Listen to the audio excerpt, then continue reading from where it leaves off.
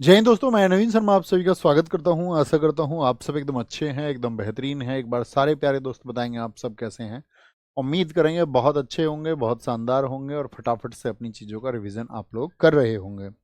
आप जानते हैं पिछली क्लास में मैंने आपको बताया था जितने भी आपका गवर्नर थे, गवर्नर जनरल और आपका वाइस राय, उनके बारे में क्या की पॉइंट्स हमको याद रखने थे। ठीक है, वो सब घटनाएं हम अब आगे आने वाली कक्षाओं में पढ़ेंगे।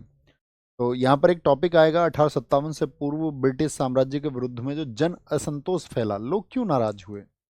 विपिन चंद्रा कहते हैं कि जो जो जन असंतोष है उसको तीन भागों में बांटा जाता है। एक तो जो नागरिकों ने विद्रोह किया, एक हमारे देश में जो ट्राइबल एरिया है, जनजाति रहती है जंगलों में, उन्होंने विद्रोह किया, और इस देश के किसानों ने जो विद्रोह किया। तो ये विद्रोह क्यों हुए थे और कौन कौन से थे, इसमें क्या कौन कौन से पूछे जाते हैं एग्जाम में, वो बताते हैं। एक देश में हुआ था नागरिकों का सन्यासी विद्रोह, जिसको फकीर विद्रोह कहते हैं। ये 1770 से 1820 हुआ था। इंपॉर्टेंट है।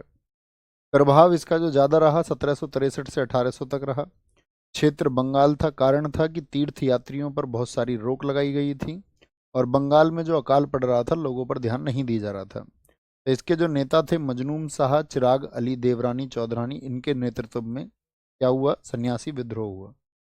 जब कोई भी विद्रोह आपसे पूछा जाए तो विद्रोह में एक चीज होंगी, एक तो उसका वर्ष वर्ष और एक उसका क्षेत्र, और नेता किनके महत्वपूर्ण हैं, उनका नेतृत्व किसने किया, ये तीन चीजें हमको पढ़नी होती हैं। लेकिन नेता जिसका मैं कहूं उसी का पढ़ना है, नहीं तो वर्ष और क्षेत्र याद रखना है। ठीक है बॉस। पलामू विद्रोह ये आपका चेर क्षेत्र में हुआ था। जागीरदारों चेरों की जमीन का छीना जाना, यानी जो आपका ईस्ट इंडिया कंपनी थी, जागीरदारों से उनकी जमीन छीनने लग गई थी, जिसका नेतृत्व किया भूषण सिंह ने। पॉलीगर विद्रोह 1795 से 1805 हुआ। कहाँ पर हुआ जी, तमिलनाडु में हुआ। क्षेत्र आप देख लेंगे। बहुत सारे टैक्स लगा दिए गए और इसका नेतृत्व किया कोट्टा बोम्मा नायकन ने। किसने, कोट्टा बोम्मा नायकन ने इसका क्या किया था, इसकी लीडरशिप की। वेलुथम्पी का विद्रोह है, ये आपका केरल के त्रावणकोर क्षेत्र में हुआ था। इसका कारण था 1805 में वेलेजली की जो सहायक संधि थी, नेतृत्व किया वेलुथम्पी ने ही। पाइको का जो विद्रोह हुआ आपका उड़ीसा में हुआ, इसका उड़ीसा याद रखेंगे। और याद रखेंगे इसका ईयर, ईयर ईयर तो याद रखना ही है, क्षेत्र याद रखना ही है। ठीक है। नेतृत्व इसका जगबंधु ने किया, नेतृत्व जिसका मैं बोलूं, कारण आप पढ़ सकते हैं। सैन्य सेवाओं के बदले करमुक्त जमीन का समाप्त होना। कित्तूर विद्रोह ये रानी चेन्नम्मा ने किया 1824 में। कहां पर, कर्नाटक में। नेतृत्व याद रखना है। उत्तराधिकारी को अंग्रेजों द्वारा अस्वीकृत करना, यानी रानी चेन्नम्मा के जो उत्तराधिकारी थे उनको स्वीकार नहीं किया गया था। गडकरी महाराष्ट्र में सैन्य जो सेवा होती थी, पहले सेना में सैनिक होते थे, उनके बदले उनको जो जमीन मिलती थी वो टैक्स फ्री मिलती थी। लेकिन वो टैक्स ये लोग लेने लग गए अंग्रेज, तो बाबाजी अहिरकर के नेतृत्व में हुआ था गडकरी विद्रोह। रामोसी विद्रोह पूना में जो टैक्स की दर थी उनको बढ़ाया गया, चित्तूर सिंह ने नेतृत्व किया। बहावी आंदोलन ये इस्लाम में सुधार और शोषक वर्ग का दमन करने के लिए पटना और बरेली में हुआ। ठीक है।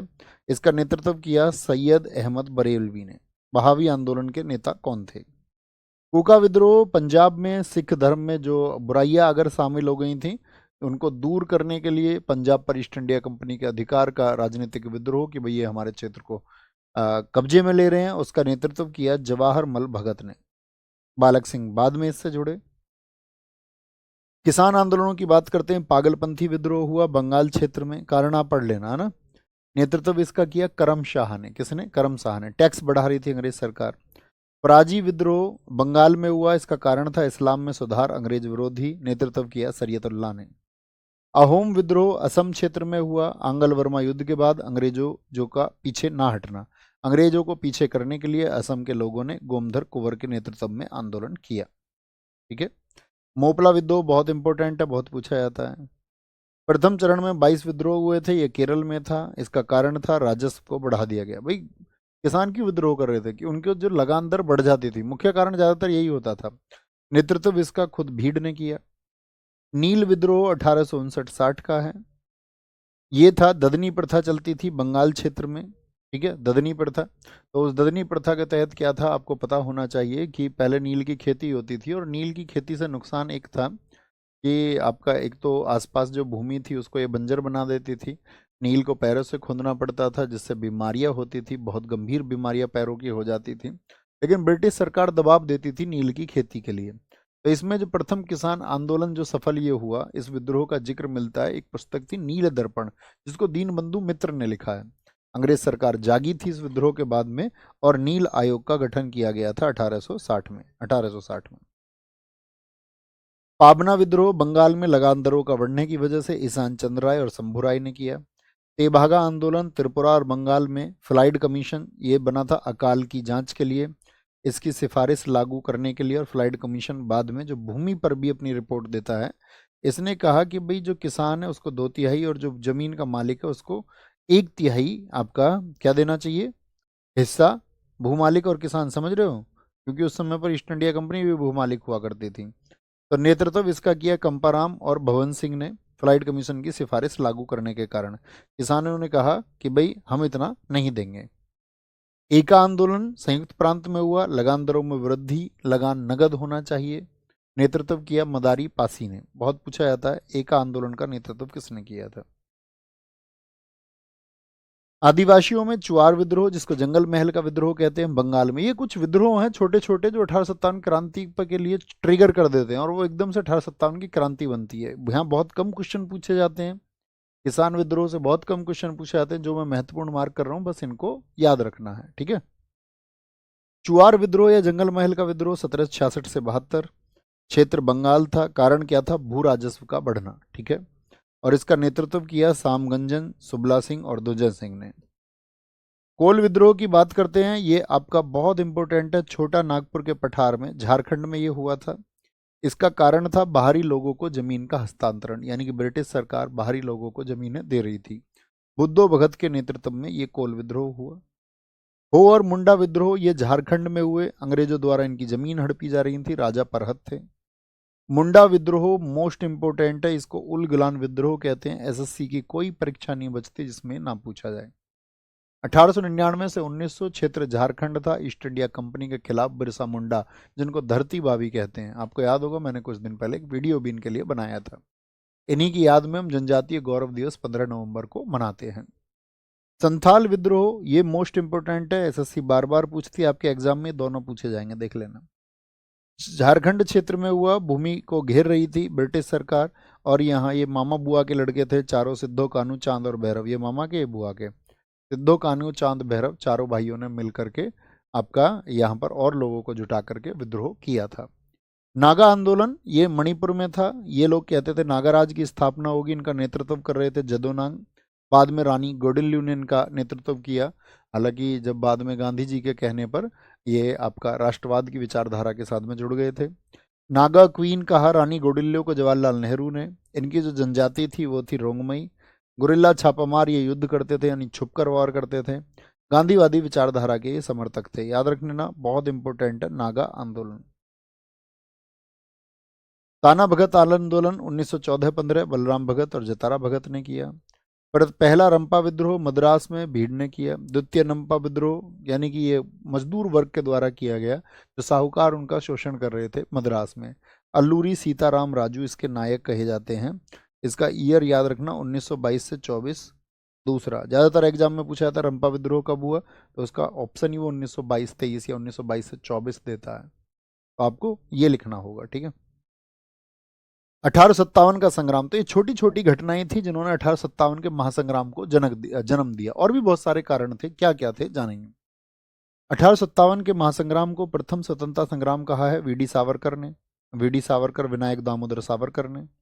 1857 की क्रांति एक षड्यंत्र थी, इसको जेम्स आउटरम टेलर कहता है। अंग्रेजों का ये आपका क्या बोलते हैं, ऐसे समझो चमचा था। सती प्रथा पर रोक को ये कारण बताता है। ना पहला, ना राष्ट्रीय और ना ये स्वतंत्रता संग्राम था, ये आरसी मजूमदार ने कहा। इसने कहा ये छिटपुट घटनाएं जगह जगह हुई जिसको अंग्रेजों ने दबा लिया, इसको स्वतंत्रता संग्राम नहीं कह सकते हैं। हम भारतीयों को धर्मांध कह दिया एलईआर ने, और इसने कहा धर्मांध लोग और ईसाइयों के बीच एक संघर्ष था। खुद को सभ्य कह रहे थे, हम हिंदुस्तानियों को बर्बर कह रहे थे। कह रहे ये सभ्यता और बर्बरता के बीच संघर्ष है, टीआर होम्स ने कहा है। इसको एक सिपाही विद्रोह कहा है, सेन ने कहे थे, जनता इसमें थी नहीं। सबके अपने अपने मत है, कभी परीक्षाओं में नहीं पूछे जाते, जब आप पीसीएस दोगे, यूपीएससी दोगे तब पूछे जाते हैं। भारतीय सैनिकों की संख्या यहाँ थी 2,25,000। ब्रिटिश सैनिकों की संख्या थी सिर्फ 45,000, लेकिन तब भी हम हारे। क्योंकि हम भारतीयों के अंदर एक भावना रही, अंग्रेज जालते थे फूट डालो और राज करो, इनको अलग अलग बांट देना है, ठीक है। तो हम संगठित भी नहीं होते, बहुत सारी चीज़ों पे हम यूनाइट नहीं हो पाते, और इसीलिए बाकी जो शक्तियाँ होती हैं देश को नुकसान पहुंचाने वाली, वो हावी रहती हैं। अब आते हैं हम धार्मिक कारणों पर। क्या था? हिंदू विधवा अधिनियम हमने बताया था, आपका डलहौजी के टाइम पर ड्राफ्ट हुआ, कैनिंग के टाइम पर लागू हुआ था। तो हम भारतीय चाह रहे थे कि नहीं, विधवाओं को तो जला के मार दो, और विधवाओं को जिंदा रहने का कोई हक नहीं है। लेकिन जब अंग्रेजों ने कहा नहीं, विधवाओं को पुनर्विवाह, दोबारा शादी हो सकती है, तो हमने कहा यार, ये अंग्रेज तो हमारे धर्म को भ्रष्ट करना चाह रहे हैं, ये तो बहुत खराब है। सती प्रथा, याद रख लेना, इसी में एक कारण था, सती प्रथा। वो पीछे मिस मैच हो गया ना, यहाँ पर लिख गया ना सती प्रथा, वो वहीं पर जाएगा। सती प्रथा, ये धार्मिक कारण में रखें तो ज़्यादा अच्छा है। सती प्रथा, 1845 में एक जेल अधिनियम आया था। इसमें यह कह दिया गया था कि भाई, जेल में जो खाना मिलता था पहले उसी की जाति का व्यक्ति बनाता था। अंग्रेजों ने एक नियम बनाया, अब खाना कॉमन व्यक्ति बनाएगा कोई, तो लोगों ने सोचा यार हम तो भ्रष्ट हो जाएंगे, हमारी लिए खाना कोई दूसरी जाति का। पहले जाति व्यवस्था भारत में बहुत घर करती थी, आज भी है। आज भी लोगों को हमारे देश में पढ़े लिखे लोग बहुत जाति प्रथा करते हैं। अब देखना जरा, खूब है। आप, ऐसा नहीं है कि लोग शिक्षित हो गए हैं तो उन्होंने जाति का भेदभाव खत्म कर दिया है, आर्टिकल 15 को वो अपनी लाइफ में फॉलो करने लग गए, नहीं करते हैं, आज भी नहीं करते हैं। तो आप सोचो उस समय, पुराने समय में क्या स्थिति रही होगी, क्योंकि लोग उठने को तैयार ही नहीं है, और उनके अंदर एक दम्भ, जो घमंड है, वो रहता ही है। 1813 एक्ट से ईसाई मिशनरी का भारत आगमन, भारत में ईसाई आने लगे थे, जिन्होंने स्त्री शिक्षा दी, स्त्रियों को शिक्षित करने की बात की। तो हमारे लोगों ने कहा यार, ये तो हमारी बेटियों को पढ़ा करके विद्रोही कर रहे हैं, तो देश का यूरोप बना देंगे, अगर यहाँ बेटियां पढ़ जाएंगी तो बेटियां तो चूल्हे चौके के लिए हैं। बाइबल का अध्ययन क्योंकि ईसाई मिशनरियों ने जरूरी कर दिया, बोले तो हमारे धर्म को खत्म कर देंगे। अंग्रेजों के प्रति सम्मान रखने की जो बात थी, उसको ही लेकर के नाराजगी हो गई। भारत के व्यापार और उद्योगों को ईस्ट इंडिया कंपनी ने बिल्कुल खत्म कर दिया था, क्योंकि वो चाहते थे इनको एकदम से कमजोर करो, इनके उद्योग धंधे जब खराब होंगे तभी हम पर डिपेंडेंट होंगे। ये इकोनॉमिक रीजन थे। पॉलिटिकल रीजन थे, सहायक संधि, सब्सिडरी अलायंस, राज्य हड़प नीति, पेंशन पर रोक, ये इनका एक पॉलिटिकल रीजन रहा। राज्य हड़प नीति, पेंशन पर रोक, जो कि नाना साहब थे, आपको याद होगा 1818 में मैंने बताया था, पेशवा पद इन्होंने खत्म कर दिया था, तीसरे आंग्ल मराठा युद्ध 1817-18 के बाद में, और इनको पेंशन दे के भेज दिया था। लेकिन उनके जो दत्तक पुत्र थे नाना साहब, उनकी पेंशन इन्होंने दी नहीं, तो उनके समर्थकों ने विद्रोह कर दिया कि भाई हमारे वालों को पेंशन दो, हमारे जितने भी सम्मानित व्यक्ति हैं उनका अपमान नहीं सहेंगे। सैन्य कारण, पोस्टल सेवाओं पर टैक्स, पहले पोस्टल सर्विसेज पर टैक्स नहीं लगता था, अब सैनिकों को पैसा देना था, तो उन्होंने विद्रोह किया। ये कहा गया कि सैनिकों को अब जेल से आपका किसी युद्ध के लिए बाहर भी जाना पड़ेगा। हमारे यहाँ दूसरे देश की यात्रा करना या समुद्र की यात्रा करना पहले पाप माना जाता था, कहते थे आदमी भ्रष्ट हो जाता है, बाहर जाके पता नहीं चलता किस देश में जाकर के क्या खाएगा, कहाँ रहेगा, किसके साथ रहेगा, किसी दूसरे धर्म का प्रभाव इस पे हो जाएगा, बाहर की सीमाओं की आत्मा इसको प्रभावित करेंगी। तो पहले भ्रष्ट कर देते थे लोग, धर्म से बाहर कर देते थे, जेल चला जाता कोई, उसको अपनी जाति से बहिष्कृत कर देते थे। तो समुद्र पार जाने की बात की तो सैनिकों ने कहा यार, हमारे तो हमारे घर के बच्चे ही हमको कल घर से बाहर निकाल देंगे, तो भैया हम तो इसका विरोध करेंगे। एक अफवाह ये थी, प्लासी का युद्ध कब हुआ था बताओ फटाफट से सब लोग? 1757 में, 23 जून 1757। तो लोगों ने अपने आप ही एज्यूम कर लिया था कि 100 साल के बाद में अंग्रेज चले जाएंगे। जैसे बहुत सारे लोग नहीं कहते कि हमारे देश को आज़ादी उधार में मिली है, और मतलब बस ऐसे ही आज़ादी नहीं मिली है, मतलब बहुत सारी अफवाहें होती हैं। तो प्लासी के 100 वर्ष के बाद में अंग्रेजी शासन खत्म हो जाएगा, ये एक अफवाह थी। जागीरदार, तालुकदार और राजवंशों के विशेषाधिकार, क्योंकि आप जानती हैं जैसे जैसे अंग्रेजों ने अपनी भारत पर धाक जमाई, उसने भारत के जो जागीरदार थे, जो राजवंश थे, उनका सम्मान बहुत कम कर दिया, उनके विशेषाधिकार छीन लिए। और ये क्या लेके आई, फारसी भाषा की जगह भारत में फारसी चलती थी, बहुत चलती थी, उर्दू चलती थी, हिंदी चलती थी, ये क्या थोपने लग गए, इंग्लिश। ये भी एक विरोध था। ये सब विरोध के कारण है, क्यों 1857 में विद्रोह हुआ, कारण बताए जा रहे हैं। लेकिन एक कारण था जो रिसेंट में, जिसने चिंगारी की तरह काम किया आग लगाने का, उस समय तात्कालिक कारण ये रहा कि कारतूस में गाय और सुअर की चर्बी के मिले होने के बारे में पता चल गया, कार्टेज में, कारतूस में। तो आप समझो इस बात को, और ये जब पता चलता है तो वहाँ पर आग की तरह काम करता है, और बैरकपुर छावनी के जो सिपाही थे उन्होंने कहा कि हम इस कारतूस को, जिसको मुंह से खोलना पड़ता था, क्योंकि उस समय एक राइफल आई थी, ब्राउन बेस राइफल, ठीक है, और वो इनफील्ड राइफल की जगह आई 1856 में, उसमें एक कार्टेज लगता था 7.62 mm का। तो पहला जो विद्रोह किया वो 34वीं इन्फेंट्री, तात्कालिक कारण याद रखना बस, पहला जो विद्रोह हुआ वो 34वीं इन्फेंट्री, इन्फेंट्री बोलते पैदल सेना, बैरकपुर में, ये कहाँ थी, वेस्ट बंगाल में, और इसमें थी आपका 19वीं रेजिमेंट, उसने विद्रोह कर दिया। मंगल पांडे ने, उसने कहा नहीं चलाएंगे गोली, तो एक आदमी ने बोला लेफ्टिनेंट ने, क्यों नहीं चलाओगे, इसने लेफ्टिनेंट को गोली मारी 29 मार्च 1857 को। 8 अप्रैल 1857 को इसी घटना के लिए मंगल पांडे को फांसी दे दी गई। कुछ दिन चीजें शांत रही, मेरठ छावनी में विद्रोह कर दिया गया। वहां जो विद्रोह करने वाले 90 सैनिक थे उनमें से 85 का कोर्ट मार्शल करके 10 वर्ष की सजा दे दी गई 9 मई को। और इसके बाद अगले ही दिन 10 मई को 1857 मेरठ से आपका क्रांति का समर शुरू होता है, जिसका श्रेय जाता है धन सिंह कोतवाल गुर्जर जी को। उन्होंने क्या किया, तो वो मेरठ जेल में, कहते हैं जेलर थे आपका, उन्होंने वहां जेल के दरवाजे खोल दिए, ठीक है। बागपत में थे बाबा साहमल जाट, इन्होंने वहां अगुवाई की, बागपत के लोगों को इकट्ठा किया, इसी बात के लिए उनको फांसी दी गई 21 जुलाई 1857 को। ये सब लोग क्या कर रहे थे, ये सब कह रहे थे कि संगठित हो जाओ लोगों और अंग्रेजों के खिलाफ हमको लड़ना है। लेकिन कहीं कहीं जहां जगह जगह आवाज उठती थी, अंग्रेज सरकार उनको जगह जगह पर दबा देती थी, यानी एक केंद्रीय आवाज, सब लोगों की आवाज इकट्ठे होकर के नहीं उठ पाई थी, इसीलिए 1857 की क्रांति विफल भी रही। और 10 मई को जो मेरठ से भीड़ चली थी, तो उससे कह दिया गया कि भाई दिल्ली पहुंचना है सीधे।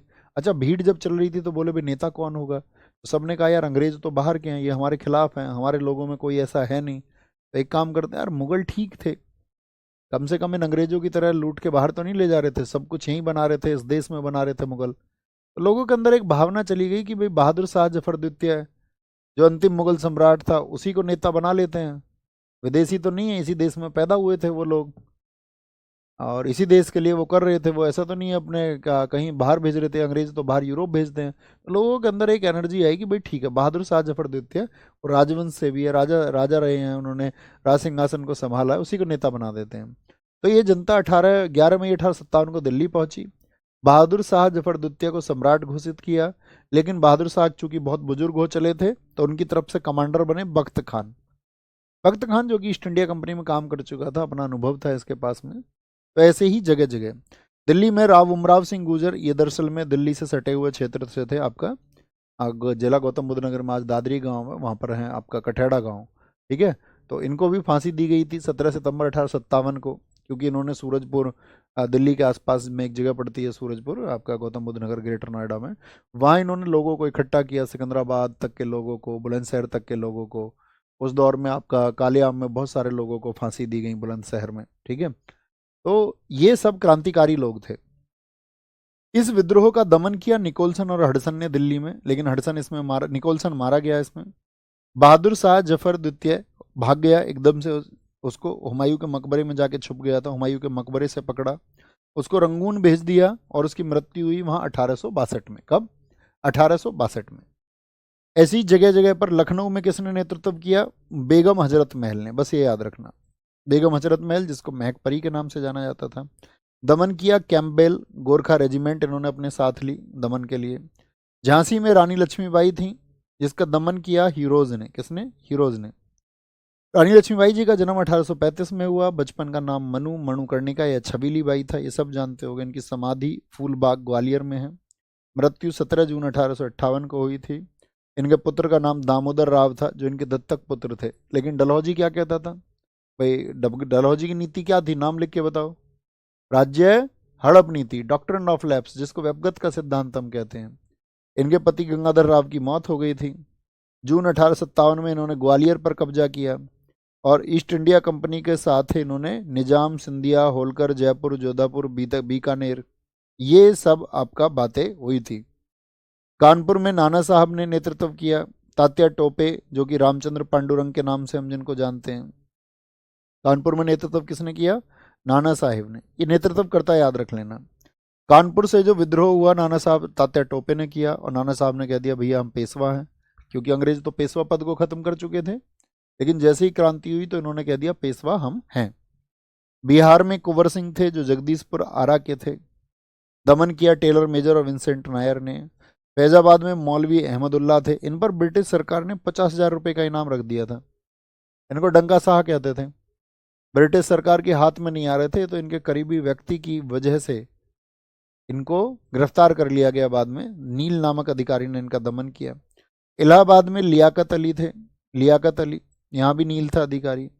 असम में मनीराम थे। बरेली में खान बहादुर खान थे।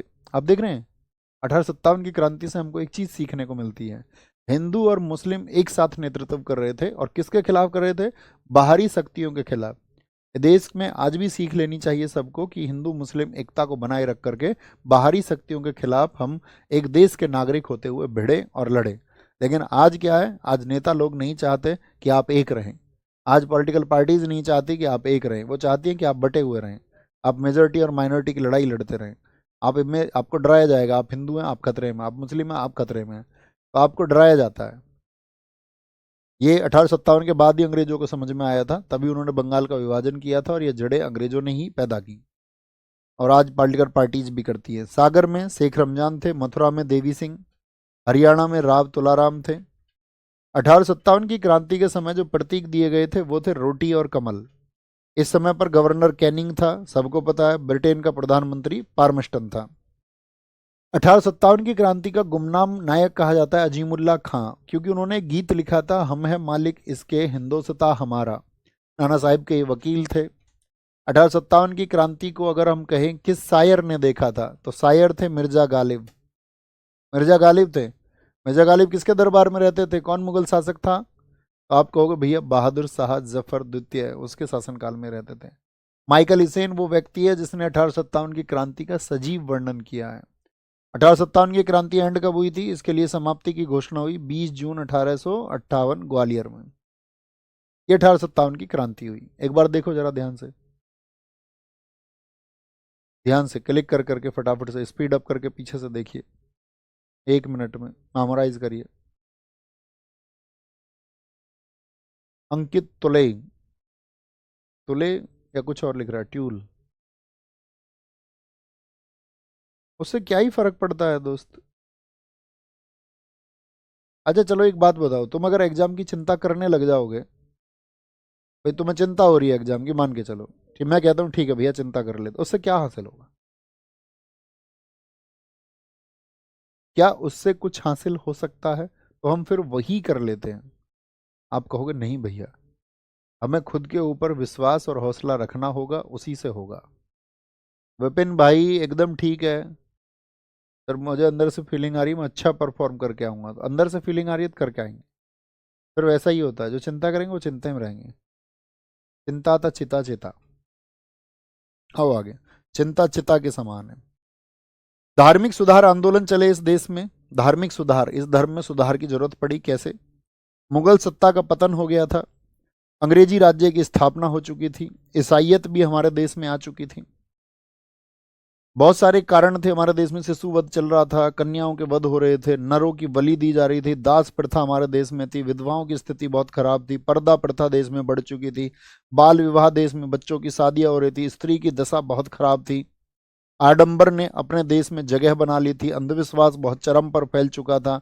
और आपका जो पुरोहित होते हैं, पुरोहित पुजारी लोग, उन्होंने दुनिया को तरह तरह की विधियां बता करके इससे छुटकारा हम दिला देंगे, खोया हुआ प्यार वापस पाएं। मौलवीवाद बहुत था देश में। पौपवाद चर्चों के माध्यम से बहुत चल रहा था। कर्म कांड दुनिया भर के, ये पूजा कर दो ये हो जाएगा, ये हवन करवा लो, हमको 11,000 रुपये दक्षिणा दे दो, तुम्हारा ये दुख कट जाएगा, ये यहाँ पर चढ़ा दो रुपए, यहाँ चढ़ावा दे दो। बहुत देश में इतना फैल गया था कि कुछ लोगों को ये सुधाई कि यार ये देश तो गलत ट्रैक पर जा रहा है। इस देश की चेतना खत्म हो चुकी है। आज आप देखिए आपके देश में भी, इस हमारे देश भारत में साइंटिफिक टेम्परामेंट की बातें खत्म हो गई। वैज्ञानिक चेतना पे कोई बात नहीं करना चाहता। दुनिया में जो देश वैज्ञानिक चेतना पर मनन करते आए वो देश दुनिया में बहुत आगे निकल गए। जिन्होंने विज्ञान को सम्मान नहीं किया वो देश दुनिया में पिछड़ गए। वो बहुत पिछड़ गए, बहुत पीछे रह गए। शायद उस समय की वहाँ की जनता विश्वास नहीं रखती। आज हमारे गांव का एक अनपढ़ और अशिक्षित व्यक्ति भी धर्म पर कोई भी कोई टिप्पणी कर सकता है, बहुत भाग दौड़ करके उसमें भाग लेगा, लेकिन वैज्ञानिक जैसे ही चिंतन की बात आएगी सब चुप हो जाते हैं। किसी के पास कोई तर्क नहीं है, क्योंकि आपके स्कूलिंग सिस्टम में आपको नहीं सिखाया गया, आपकी सोसाइटी ने नहीं सिखाया, परिवार ने नहीं सिखाया, आपको डंब करने का काम इस समाज ने किया और आप एकदम से कुंठित होते चले गए, कुंठित, और झूठ सब कुछ आपको बेवजह की मान्यताएं आपके दिमाग में भर दी गई। उसका नतीजा क्या निकलता है? उसका नतीजा निकलता है पतन, एक देश पतन की तरफ जाता है। हमको अभी महसूस नहीं होता, शायद आपसे पहले लोगों ने साइंटिफिक टेम्परामेंट के लिए काम किया होता। चाइना में हर साल 1 करोड़ रोजगार युवाओं को दिए जा रहे हैं, पॉपुलेशन को उन्होंने अपनी को कंट्रोल कर लिया है। लेकिन हमारे यहाँ ना तो रोजगार है, ना जनसंख्या को नियंत्रित किया जा रहा है। कौन कर रहा है? कौन नहीं कर रहा है? सरकारों के द्वारा नहीं किया जा रहा है, क्योंकि सरकारों को आप में कोई रुचि नहीं है। सरकारों को रुचि है तो उनकी गद्दी को बनाए रखने की बस, और हमको लगता है सरकारें हमारी हैं। तो अभी थोड़ा आप भुगत रहे हैं बेरोजगारी की मार, कल को आपके बच्चे ज़्यादा भुगतेंगे। तब आपको पता चलेगा कि क्यों नहीं अब से पहले ही 20 साल पहले इसके लिए लोगों ने आवाज़ें उठाई, क्यों उससे 20 साल पहले नहीं उठाई, क्यों उससे पहले 20 साल पहले हमने विज्ञान को तरहीज नहीं दी, हमने अच्छे लोगों को आगे क्यों नहीं भेजा, अशिक्षितों को हमने क्यों आगे भेज दिया। आज ये हालात क्यों है? इन सब के हालात के जिम्मेदार हम और हमारे पूर्वज हैं, हम सब इसमें शामिल हैं। तो क्या बोलेंगे? आर्थिक शोषण बहुत हो रहा था, गरीब और अमीर का अंतर तो आज भी आप जानते हैं। तो आंदोलन जो हुआ, एक तो हुआ भारतीय संस्कृति से प्रेरित, इंस्पायर्ड फ्रॉम इंडियन कल्चर, और एक इंस्पायर्ड फ्रॉम वेस्टर्न कल्चर। क्या? देखो कई तरह के लोग होते हैं। एक तो रूढ़िवादी लोग होते हैं, रूढ़िवादी पुराने लोग आपको मिल जाएंगे, बोलेंगे भैया जो चला रहा है उसको चलते रहने दो, कोई बदलाव की आवश्यकता नहीं है, कोई सुधार की आवश्यकता नहीं। वो होते हैं ऑर्थोडॉक्स। कौन होते हैं वो? ऑर्थोडॉक्स बोलते हैं, जैसी चीजें हैं वैसी रहने दो। सती यानी विधवा को अगर जलाया जा रहा है उसके पति के साथ तो ठीक है, हमारे लोगों ने कुछ सोच समझ के बनाया होगा। बड़ा आसान सा उत्तर है ना। पुराने लोग क्या पागल थे? हम धरती पे हमेशा पागल होते हैं, बहुत लोग होते हैं। आपके समय के जो पागल हैं ये भी कल बुजुर्ग हो जाएंगे, बहुत सारे लोग, ये भी किसी के दादा दादी रहेंगे। भाई प्रजनन प्रक्रिया के लिए कोई बौद्धिक आवश्यकता तो लगती नहीं बच्चे पैदा करने के लिए, तो मूर्ख के क्या बच्चे नहीं पैदा हो सकते? हो सकते हैं। एक थे पुनर्स्थापना, वो कहते थे नहीं यार, कुछ जो सुधार किए जा सकते हैं उनको करें, लेकिन प्राचीन संस्कृति की ओर ध्यान रखें। लेकिन कुछ लोग थे प्रगतिशील, वो कहते थे प्राचीन संस्कृति और पाश्चात्य की ओर, प्राचीन संस्कृति को भी ध्यान में रखो, और ये देखो जिन भी धर्मों में जो अच्छाई है उनको एक्सेप्ट कर लो, और जितनी भी बुरा है सब धर्मों में सवाल मत उठाओ, उनको त्याग कर दो। एक होते हैं अतिवादी लोग, जो कहते हैं पूर्ण परिवर्तन हो, एकदम से पुरानी प्रथाएं सब खत्म हो, नई परिकल्पनाएं आए। तो आप इसमें से क्या चुनोगे? 1, 2, 3 और 4। पूर्ण परिवर्तन तो देखो संभव नहीं है, ठीक है, और व्यक्ति इंडिविजुअली उसको अपने जीवन में अपना सकता है। पुनर्स्थापना, फिर से स्थापित करना, सबसे आसान लगता है 3। यानी प्राचीन संस्कृति में से देखो क्या क्या अच्छा है, कुछ नए की जरूरत है, आपको आज लग रहा है कुछ खराब है, पर्दा प्रथा खराब है, ठीक है, त्याग देना चाहिए। आप सती प्रथा पर रोक लगनी चाहिए, ठीक है, रोक लगा देते हैं। मतलब विचार तो कर सकते हैं ना, समाज विचार कर सकता है। बेटियों को पढ़ने की जरूरत है, हाँ, उनको पढ़ाया जाना चाहिए। पहले जैसे लोग थे, नहीं बेटियों को घर से बाहर मत भेजो, उस तरह की सोच से बाहर नहीं। तो ये क्या है? ये सुधारात्मक प्रक्रिया, इसको बोलते हैं प्रोग्रेसिव पर्सन्स। यानी आप प्रोग्रेसिव हो गए, तो ऑर्थोडॉक्स मत रहना जिंदगी में, प्रोग्रेसिव बनना, प्रगतिशील। तो ये जो धर्म सुधार हुआ, इस धर्म सुधार के लिए बहुत सारे लोगों ने बहुत सारे प्रयास किए, जिसमें से एक व्यक्ति हैं जैसे कि राजा राम मोहन राय। सन 1772 में जन्म हुआ, 1833 में मौत हुई। बंगाल में जन्म हुआ था, मृत्यु ब्रिस्टल इंग्लैंड में हुई। धार्मिक सुधार आंदोलन के अग्रदूत थे, आधुनिक भारत के निर्माता इनको कहते हैं। इन्होंने पुरानी बुराइयों को खत्म करने के लिए काम किया, भारत को इन्होंने फिर से जगाने का प्रयास किया, इसीलिए फादर ऑफ इंडियन रेनेसां, भारतीय पुनर्जागरण का जनक कहा जाता है। पत्र इन्होंने लिखने शुरू किए, मैगजीन लिखने शुरू की, इसलिए भारतीय पत्रकारिता का जनक भी इनको हम कहते हैं, भारतीय पत्रकारिता का जनक भी इनको कहा जाता है। भारतीय नवयुग का सितारा, star of new Indian age, युगदूत इनको बोलते हैं। प्राचीन और आधुनिक युग के मध्य का सेतु, यानी पुरानी परंपराओं को थोड़ी को रखो और आधुनिक युग के साथ में मिला दो।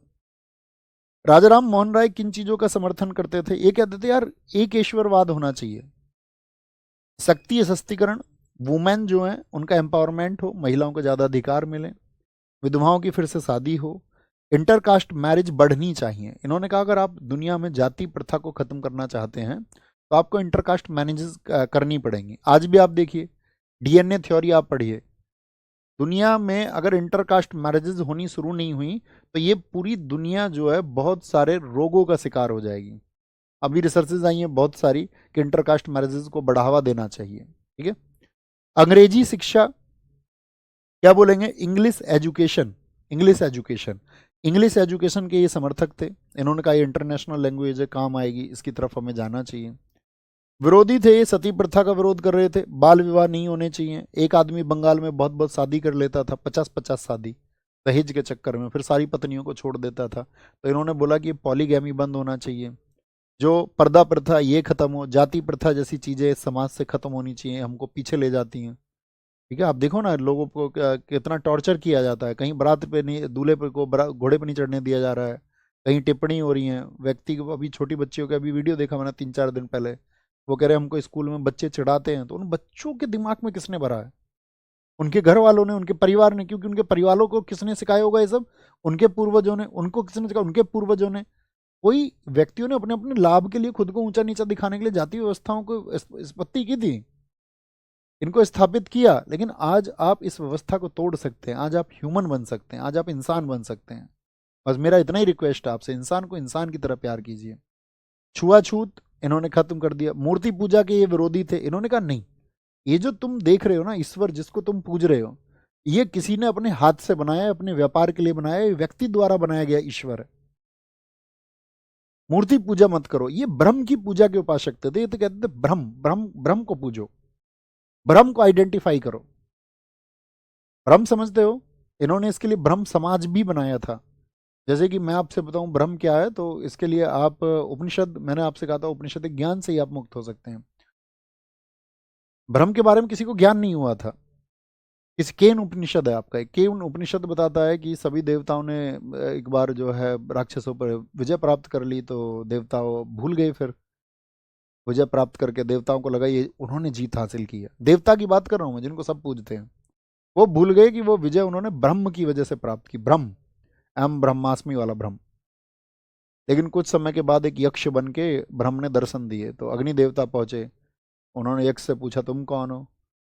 तो यक्ष ने वापस पूछा तुम कौन हो? बोला मैं अग्नि देवता हूँ, मैं सब कुछ जला के राख कर सकता हूँ। तो उन्होंने एक तिनका रख दिया अग्नि देवता पे, वो तिनका नहीं जला। तो अग्नि देवता भी नहीं जान पाए यक्ष कौन है, ब्रह्म कौन है। ब्रह्म ने कहा मैं बता दूंगा मैं कौन हूँ, किसी और को भेजो। वायुदेव गए, तो वायुदेव ने कहा कि मैं पूरी सब चीज़ों को हिलाकर उड़ा सकता हूँ। उन्होंने फिर से तिनका रखा, ब्रह्म ने, अग्निदेव नहीं उड़ा पाए। तीसरे गए इंद्र देवता, तो उस समय तक यक्ष जा चुके थे, वहाँ उमा जो थी आपका वो बैठी हुई थी। तो उन्होंने बताया ये यक्ष तो ब्रह्म थे और तुम भूल गए कि जो युद्ध तुमने जीता वो ब्रह्म की वजह से जीता, तुम उनको भूल चुके हो। तो उसके बाद उन सब ने क्या किया? प्रायश्चित किया।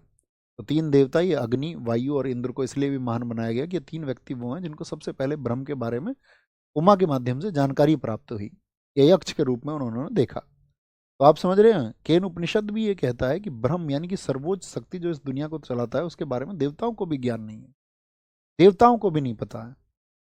ये जो जिसकी वजह से मैं बोल रहा हूं, मैं ब्रह्म के बारे में यदि कुछ भी बोल दूं तो सब गलत है।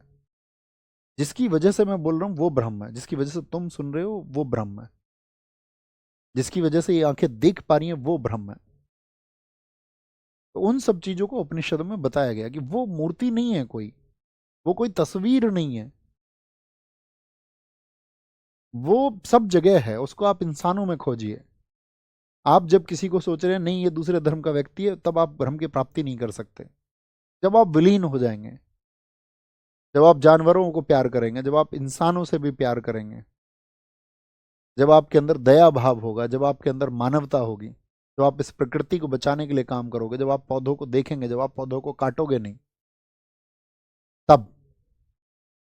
तो वो मूर्ति पूजा के विरोधी थे, 12 भाषाओं के जानकार थे। 1809 से 1814, क्योंकि इनके घर वाले ही इनके विरोध में आ गए थे। होता है ना, जब आप कुछ अच्छी बात करोगे, तर्क की बात करोगे, तो लोग भाग जाएंगे छोड़ करके आपको, कहेंगे ये तो पागल है, इसकी बातों के जवाब कौन दे। ईस्ट इंडिया कंपनी में इन्होंने काम किया था 1809 से 1814, क्योंकि लोगों के पास आपके सवालों के जवाब नहीं है।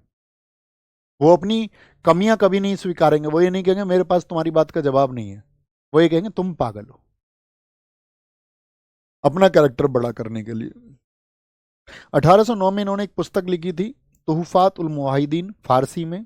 मोनोथीज्म के लिए। तो सब लोग कहने लगे यार ये तो, इनको तो पैसे दे दिए अंग्रेजों ने, पैसे खिला दिए, बहुत आसान है ना। जैसे आज भी कोई तार्किकता की बात करेगा, उससे अच्छा से कह दो कि इसको पाकिस्तान से फंडिंग मिल रही है। यहाँ के जो लोग जिनका व्यापार चल रहा है पाखंड से, वो क्या कह देंगे, इसको पाकिस्तान से फंडिंग मिल रही है, आईएसआईएस से जुड़ा हुआ है, ये एंटी नेशनल है, देश के खिलाफ काम कर रहा है, उसको ऐसे कह दो तो लोग अपना आप उसका विरोध करने लग जाएंगे।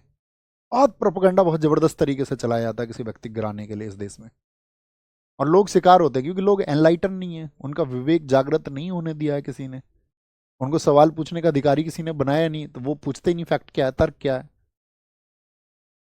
1815 में इन्होंने एक सभा बनाई, आत्मीय सभा।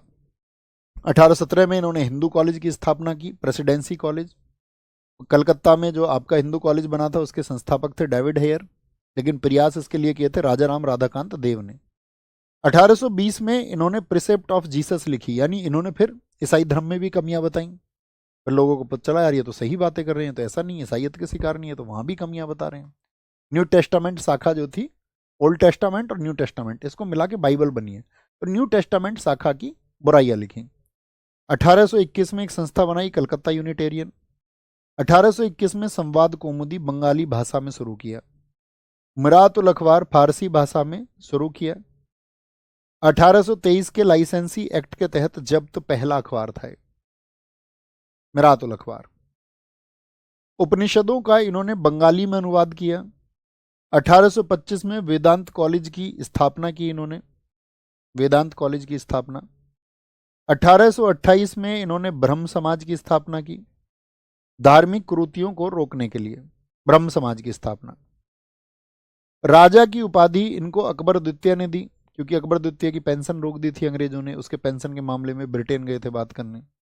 1829 में सती प्रथा पर रोक इन्हीं के प्रयासों से लगी, बैंटिक को इन्होंने मनाया था सबसे पहले बंगाल में और चेन्नई में, नहीं तो स्त्रियों को जलाया जाता रहा। राजा राम मोहन राय हमारे लिए पूजनीय व्यक्ति हैं, हमें बहुत सम्मान करना चाहिए, उनका एक एक लेसन जो उन्होंने बोला और लिखा वो ज़बरदस्त और स्पेशल था।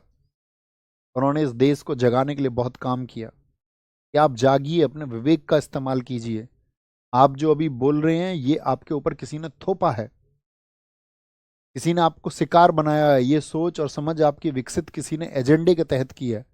आप सोचना ही नहीं चाहते, आप सारी स्वतंत्रताएं छोड़ करके, सारी मान्यताएं बाध्यताएं छोड़ करके एक बार विचार तो करिए, ऐसा कैसे ही सही हो सकता है, ये उनका सवाल था। 1833 में उनकी मौत हो गई, ब्रिस्टल में समाधि है उनकी, इंग्लैंड में। इनकी मृत्यु के बाद में जो ब्रह्म समाज था, ब्रह्म समाज याद रख लेना, पूछा जाएगा एग्जाम में अब की 12वीं, ब्रह्म समाज की स्थापना कब हुई है, ये मोस्ट इंपोर्टेंट है, बंगाल में। इनकी मृत्यु के बाद ब्रह्म समाज का नेतृत्व देवेंद्रनाथ ठाकुर ने किया।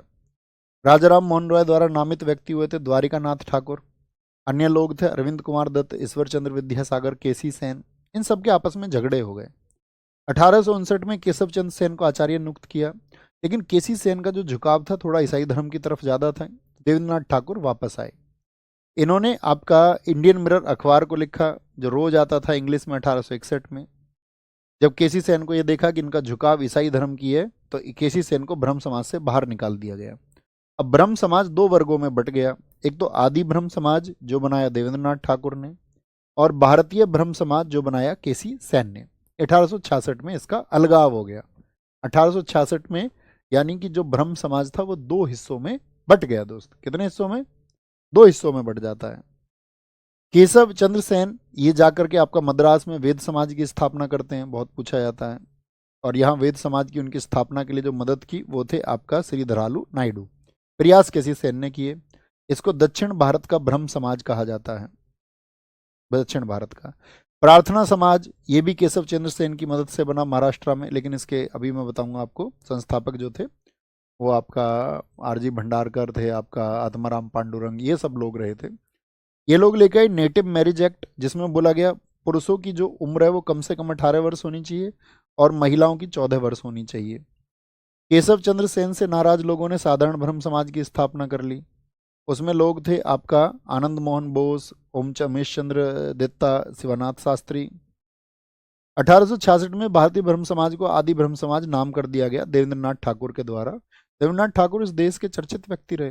रविन्द्रनाथ ठाकुर इतना बड़ा परिवार है टैगोर परिवार, जिसको हम टैगोर भी बोले या ठाकुर बोले तो एक ही बात है। इन्होंने तत्व रंजनी सभा की स्थापना की। तत्व बोधिनी सभा की स्थापना 1839 में इन्होंने ही की, जहां से तत्व बोधिनी पत्रिका निकालते थे, जो ब्रह्म समाज की पत्रिका होती थी। इन्होंने ब्रह्म अनुबंध लिखा, यानी कि ब्रह्म को प्राप्त करने के लिए किस तरह से आपको करनी शुरू होगी, ब्रह्म की उपासना कैसे शुरू करनी है। ऐसे ही एक समाज बना प्रार्थना समाज महाराष्ट्र में। इसका उद्देश्य था कि भाई मूर्ति पूजा इस देश से खत्म हो, जात पात खत्म हो, स्त्री शिक्षा को बढ़ावा मिले। इसके संस्थापक रहे थे आत्माराम पांडुरंग, यानी महादेव गोविंद रानाडे, केसी सेन, आरजी भंडारकर, तीनों। महादेव गोविंद रानाडे जो कि महाराष्ट्र के सुकरात कहे जाते हैं, गोपाल कृष्ण गोखले के राजनीतिक गुरु कहे जाते हैं। गोपाल कृष्ण गोखले तो जानते होंगे आप, गांधी जी के राजनीतिक गुरु हैं। इतनी आसान सी चीजें आपको पता होंगी। महादेव गोविंद रानाडे, उन्होंने बुक लिखी है rise of the Maratha power सन 1900 में। जीवन काल में इन्होंने 1861 में विधवा पुनर्विवाह संघ की स्थापना की। पूना सार्वजनिक सभा की स्थापना किसने की? आपका महादेव गोविंद रानाडे ने। पूछा जाएगा इस बार भी। दक्कन एजुकेशनल सोसाइटी DES, इसकी स्थापना पुणे में इन्होंने की। अन्य व्यक्ति थे विष्णु शास्त्री चिपलूनकर, गोपाल गणेश अगरकर और बाल गंगाधर तिलक, जो महादेव गोविंद रानाडे जी के साथ थे। यंग बंगाल आंदोलन की बात करते हैं, ये 1826 से 31 चला था। 1826 से 31 ये चलाया आपका किसने? हेनरी विवियन डारिजियो ने। एक नए नौजवान लड़के आए थे 17 वर्ष की आयु में, तो ये प्रोफेसर बन गए थे हिंदू कॉलेज में। इन्होंने भी बंगाल के युवकों को ये सवाल करना सिखाना शुरू किया कि आप जाग जाइए। लेकिन बहुत कम उम्र ये जी पाए, 22 वर्ष की उम्र में बीमारी के चलते मौत हो गई। तो ये हेनरी विवियन, विलियन नहीं, Henry Vivian Derozio Calcutta Hindu college में प्रोफेसर रहे थे। ईश्वर चंद्र विद्यासागर, ये भी हमारे एक समाज सुधारक हैं, संस्कृत कॉलेज में थे। पूरा नाम ईश्वर चंद्र बंदोपाध्याय है, अन्य नाम पारंपरिक आधुनिकतावादी इनको कहा जाता है। ये कहते थे कि संस्कृत शिक्षा पर जो ब्राह्मणों का एकाधिकार है वो नहीं होना चाहिए, और ये खुद भी ब्राह्मण थे। देखिए सबसे बड़ी बात यही होती है कि ईसाइयत में जो चर्च है, चर्च के जितने भी खराब चीजें थे उन सब का विद्रोह किया एक वाल्टेयर नाम के व्यक्ति ने। तो बाबा साहब भीमराव अंबेडकर जी ने भी कहा है कि भारत में सबसे बड़ी दिक्कत यह है कि भारत में वाल्टेयर नहीं है, यानी कि जिस जाति की चीजें हैं अगर उसी जाति का व्यक्ति उनका विरोध नहीं करेगा तो वो चरम पे पहुंच जाएंगी। बाकी लोग तो विरोध करते हैं, लेकिन उस जाति के व्यक्ति को भी विरोध करना चाहिए, सत्य बोलना चाहिए। जैसे वाल्टेयर एक ईसाई होते हुए कहता है ईसाई धर्म में ये कमियां हैं, ऐसे ही करे ब्राह्मण एकाधिकार नहीं होना चाहिए संस्कृत शिक्षा पर ब्राह्मण होते हुए। इन्होंने 1856 में विधवा पुनर्विवाह अधिनियम की स्थापना के लिए काम किया। बाल विवाह को रोकने के लिए 35 से अधिक स्कूल इन्होंने स्थापित किए। ईश्वरचंद्र विद्यासागर कहते थे, स्टेटमेंट पूछा गया है, मेरे पास भगवान के बारे में सोचने का समय नहीं है क्योंकि इस धरती पर बहुत काम करना है। 1894 में इन्होंने हिंदू फीमेल स्कूल खोला, बैथ्यून स्कूल फॉर गर्ल्स। क्या बोलोगे? Bethune school for girls. उसके सचिव बने कलकत्ता में, हालांकि इसकी स्थापना करने वाले व्यक्ति बैथ्यून ही थे। इनकी पुस्तकें हैं वर्ण परिचय और रिजु पाठ, ईश्वरचंद्र विद्यासागर। ये भी लेके आए नेटिव मैरिज एक्ट। इन्होंने बोला लड़की की उम्र जो है वो 14 वर्ष से कम होनी चाहिए, उससे आपका अधिक पे ही शादी होनी चाहिए। शारदा एक्ट आया देश में 1929 में, जिसमें लड़की की उम्र बताई गई 14 और बालक की 18। हिंदू विवाह अधिनियम, हिंदू मैरिज एक्ट आया 1978, इसमें लड़की की एज कर दी गई मिनिमम 18 और लड़के की मिनिमम कितनी एज होनी चाहिए? 21। ये होनी ही चाहिए, लेकिन बहुत सारे लोग आज भी इसको फॉलो नहीं करते हैं। ईश्वरचंद्र विद्यासागर जी ने जो पॉलीगैमी थी, बहुपत्नी पत्नी प्रथा का भी विरोध किया था। इनके दौरान ग्रेजुएट होने वाली पहली महिला चंद्रमुखी बसु थी। ग्रेजुएट होने वाली पहली डॉक्टर कादम्बनी गांगुली थी। महर्षि द्वंद्व केशव कर्वे 1858 से 1962 104 वर्ष का जीवन जिया। इनको भारत सरकार ने 1958 में भारत रत्न दिया है। बताओ कौन सा जन्मदिन था? 100वां जन्मदिन, 100वें जन्मदिन पर। इन्होंने 1893 में विधवा पुनर्विवाह प्रचारक मंडल पुणे की स्थापना की। इन्होंने बहुत समाज सुधार के काम किए।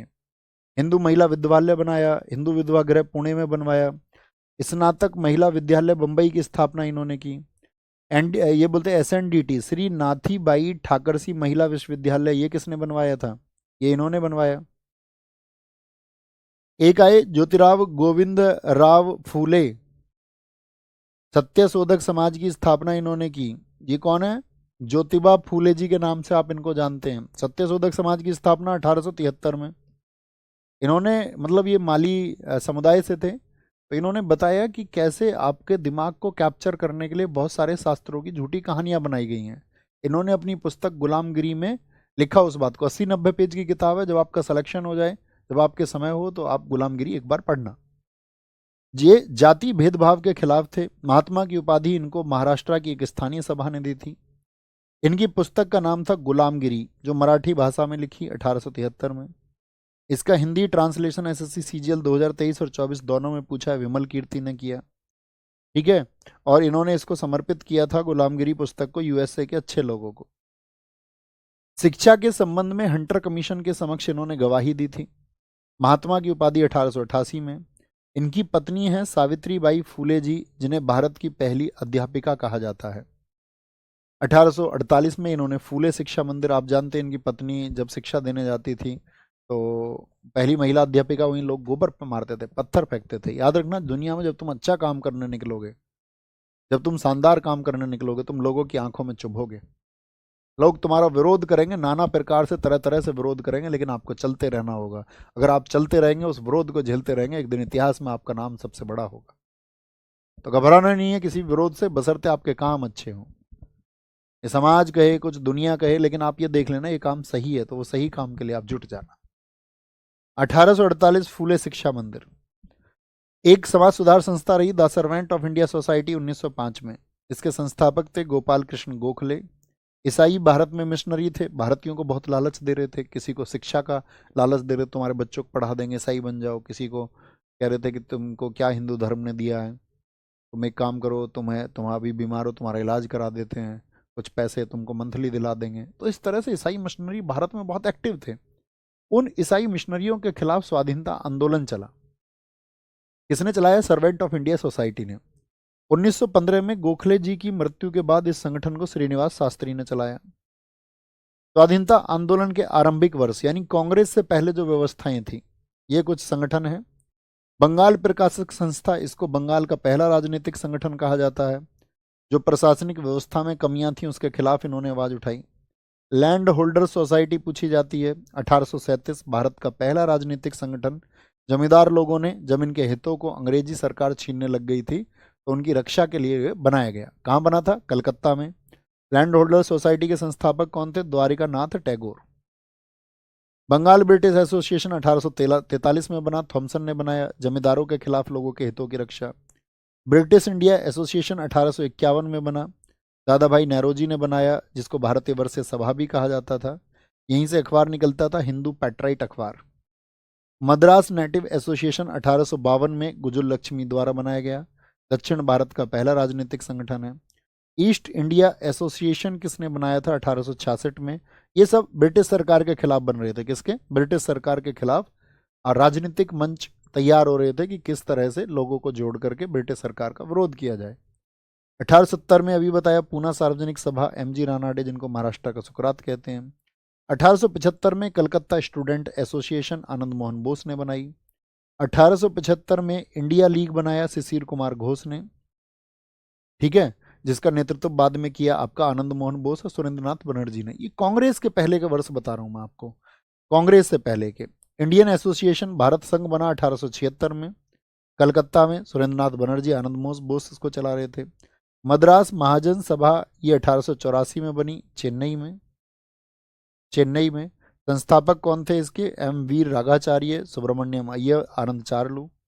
बॉम्बे प्रेसिडेंसी एसोसिएशन 1885 में बना, फिरोज शाह मेहता, के टी मलंग और बदरुद्दीन तैयब जी के द्वारा। ऐसे ही आर्य समाज रहा, लेकिन आज के लिए मैं समझूंगा इतना काफ़ी होगा। एक बार आप देखेंगे इंपॉर्टेंट फैक्ट्स को, ये क्या क्या रहे। ठीक है। यहाँ की कक्षा को हम कल से शुरू करेंगे। नेक्स्ट आने वाले कल में हम इसको पढ़ेंगे। ठीक है। और कल इसको पढ़ने के लिए एक बार बता देंगे, एक सेकंड एक टाइम देंगे आप मुझे। कल जब हम इसको पढ़ेंगे यहाँ से, तो अभी हम बात करते हैं सिख संप्रदाय से आगे हम बढ़ चुके हैं। तो प्रमुख किसान आंदोलन, धार्मिक सुधार, अभी हम इस टॉपिक को पढ़ रहे हैं, इस टॉपिक को, है ना। तो अभी कांग्रेस के अधिवेशन, मुस्लिम लीग, करजन और बंगाल विभाजन, भारतीय राष्ट्रीय आंदोलन और स्वतंत्रता आंदोलन के लिए संघर्ष, यहाँ तक हम पहुँच जाएंगे। यहाँ तक अगली एक क्लास में इसको पढ़ लेंगे। प्रमुख पत्रिका नारे उपाधि विविध स्वतंत्रता आंदोलन के संघर्ष, एक कक्षा में इसको हम समझ लेंगे। ठीक है, फिर हम प्राचीन इतिहास के लिए भी आपका 3-4 क्लासेस हो जाएंगे, तो जल्दी हो जाएगा। 13-14 से पहले का प्रयास करेंगे, कोशिश करेंगे आपका 12 तक इसको हम कर लें, 12 तक है ना, 12 दिसंबर या 11 दिसंबर, और भी कोशिश करेंगे 10 तक कर लें। ठीक है, बस जो मैं महत्वपूर्ण आपको बता रहा हूँ उसको आपको ध्यान में रखना है, उसको भूलना नहीं है, एक बार मेमोराइज करना है। जो साथी रिवीजन कर रहे हैं वो भी इन्हीं फैक्ट्स पर बहुत ध्यान दें और एक बार सरसरी निगाह से पढ़ते चलें। Thank you, bye bye, take care, जय हिंद, जय भारत। मिलते हैं साथी कल, नमस्ते।